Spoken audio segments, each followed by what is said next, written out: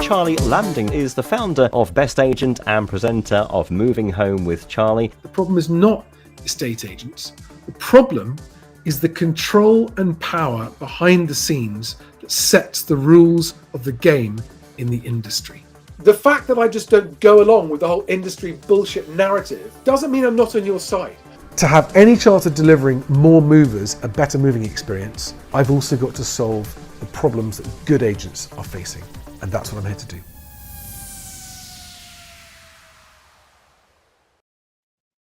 Good morning, everybody. Happy Friday. I haven't got my coffee and I'm feeling really a bit insecure without it this morning. I'd love to have my coffee on the breakfast show.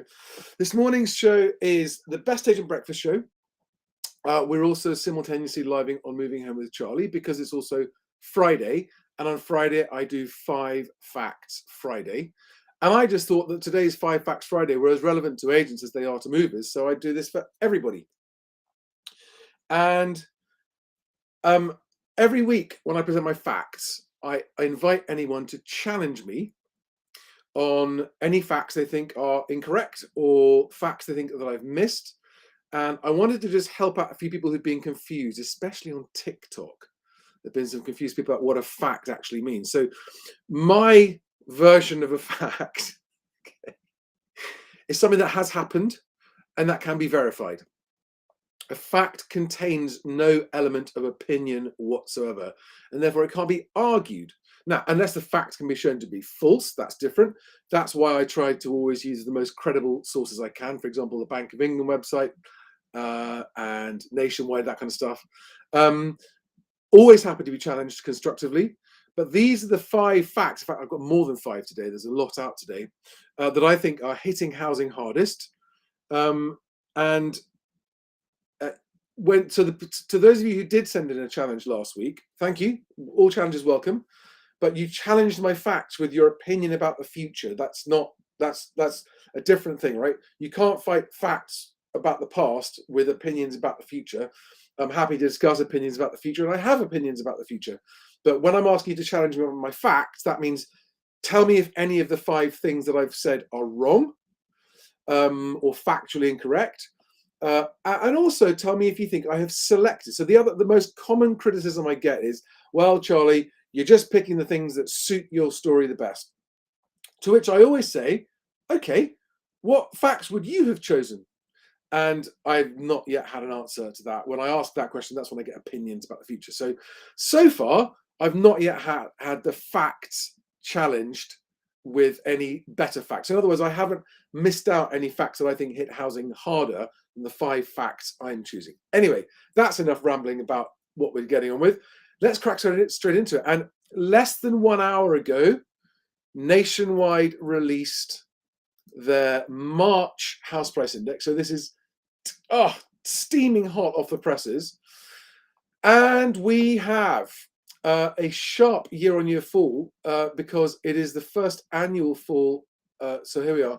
House prices are down 3.1% year-on-year in March. All right, they were down 1.1% year-on-year in February in Nationwide. They're down 3% year-on-year. So that is the biggest annual decline since July 2009. Now, that's just the Nationwide house price index. That's not the whole industry. They represent somewhere between 10 and 15% of transactions. They only represent mortgage-funded transactions. They do not include any cash-based transactions. So that's all for you to factor into your opinion about this fact. So that's quite a big drop. That's the biggest year-on-year drop in 14 years. Okay, all regions saw slowing price growth in quarterly, and most seeing small year-on-year falls. Scotland remained the weakest. So Scotland's actually falling the fastest. So the month-on-month figure was just under 1%, 0.8% month-on-month figure. And the yearly percent, 3.1% is the yearly drop. And down here are a couple of, I've linked to this below, as always. This is linked below on Moving Home with Charlie, not yet on BestAgent. I'll put it there after the show. We're going to touch on mortgage approvals separately, but I wanted to show you this graph here. Now, this is a graph of percentage change in annual prices, okay? But again, it goes back to 2017, so sort of back 7 years. That's a fairly compelling, this is the 7th straight month in a row of falls. Worth pointing out that last month, Halifax said that they saw a month-on-month rise. No such monthly rise for nationwide. This is the 7th month in a row falling from the highs of August 2022. So as to what that you think that means for house price falls going forward, that's up to you. That's your opinion to work out. But these are the things that I think are going to impact house prices as we go forward, right? And go and have a look at that, because it's got all the regional breakdown. I know lots of you want to know regional stuff. Right, point number 2. This is the graph on the Bank of England website that shows seasonally adjusted mortgage approvals. And this was positive news because for transaction volumes, you can see it's a very small, I mean, there were some people calling this as a big bounce in mortgage approvals. So this is the number of new mortgages for new purchases that were approved.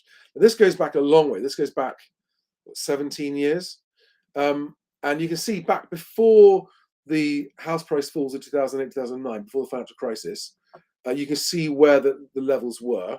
Then they came down in the crash, and then there's this long, slow sort of rise.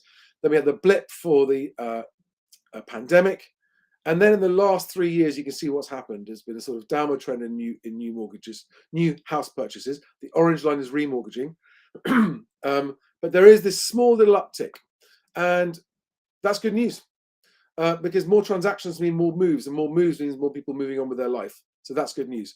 So that was a fact from this week, a positive fact that will be a positive influence on the housing market in terms of people moving house. On to the third one. So by the way, the numbers on that, February seasonally adjusted new mortgages were 10% higher than January's. But look at that big graph so you can see the overall scheme of things, right? It's not, they haven't bounced way back up anywhere. They've just stopped falling and are starting to come back up again. Now, today is the end of Help to Buy. Today is the last day of the Help to Buy scheme. It's the 31st of March. And that's 10 years of Help to Buy, right? And this is a very, arguably, of all the facts this week, this is by far the biggest fact of the week in terms of the impact on the housing market, right? Amazing to see that the Treasury has actually made a £1.8 billion profit as that scheme comes to an end, based on the fact that when properties are sold, properties that were bought with Help to Buy are sold, the Treasury gets a share in the uplift if the property made a profit, if it's sold for a higher price. Now, what that means is that inside London, where the Help to Buy scheme was 40%, right, and outside London, 20% on purchases of new builds, that 20% nationally and 40% in London is now gone. There will be no more impact of that in house prices. And you've got to ask yourself what you think that's going to mean for house prices going forward. All right. So that is number 3. So number 1, house price year-on-year falls nationwide. Number 2, February mortgage approvals up. Number 3, Help to Buy ends today after 10 years. Number 4, I think this is a very big impact on housing. Inflation in UK shops was reported this week to have hit its record high. So this is grocery price inflation. So this is like household inflation rather than economic inflation. And it reached 17.5%, which is a figure that feels much more real to those of us actually looking at our household bills and energy bills and fuel bills and food bills and that kind of stuff. And that's right now. Now, there is a counter story out today that has just come out this morning that real wages rose in Q4 of last year by 1%. Now, if that turns out to be a trend and real wages, so actual wages adjusted for inflation, are actually going up, that will be a positive effect on house prices. That's 3 months out of date, that information. It refers to Q4 last year. We won't have that information for now for another 3 months or so. But inflation in the shops at the moment is very high, and it's reached record highs. and may have higher to go. That was the other important thing from this story, all right?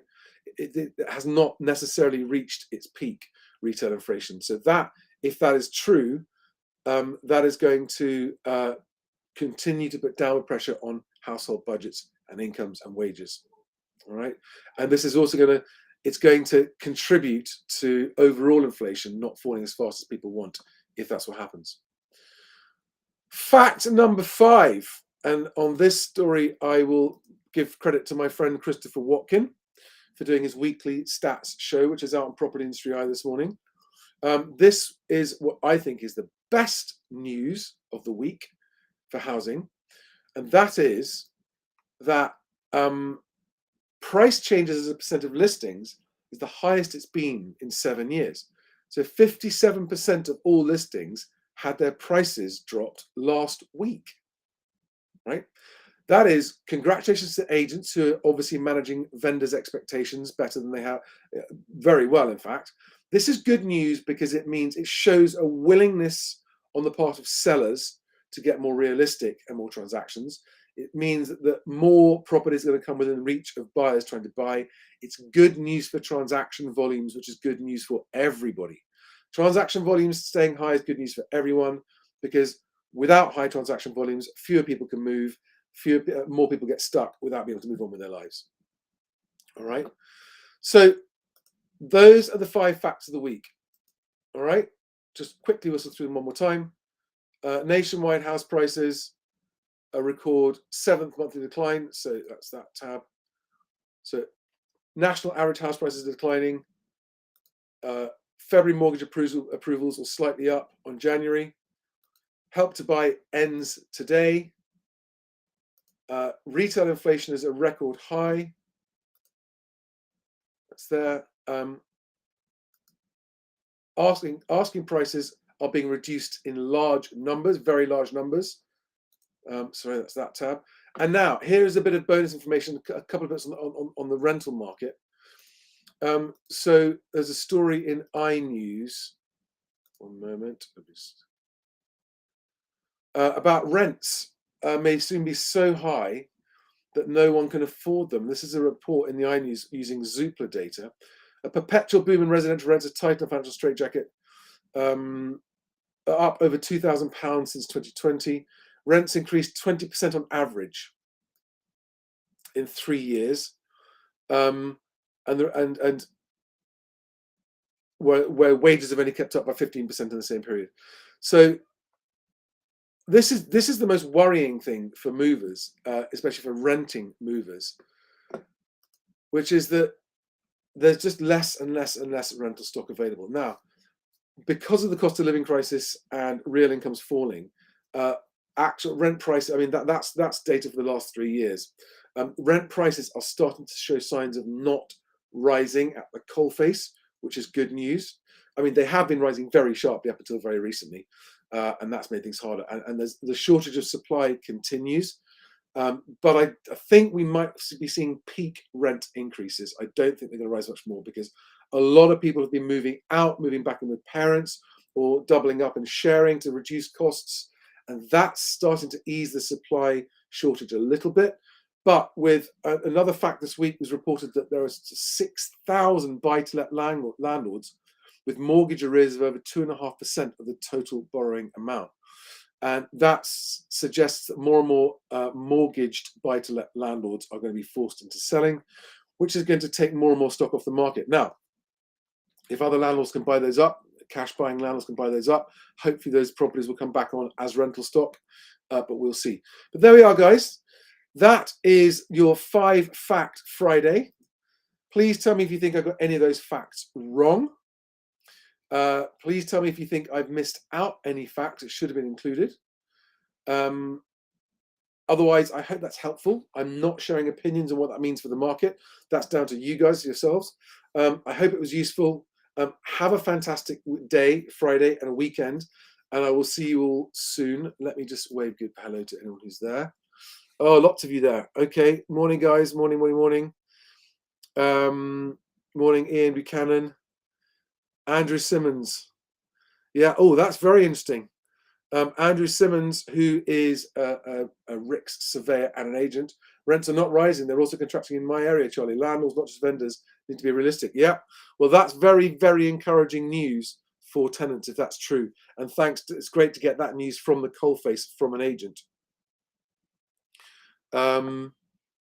So on that happy note, though, that's good news, right? Rents are not rising. That is good news, guys. Have a fantastic day. I'll see you soon. Bye-bye.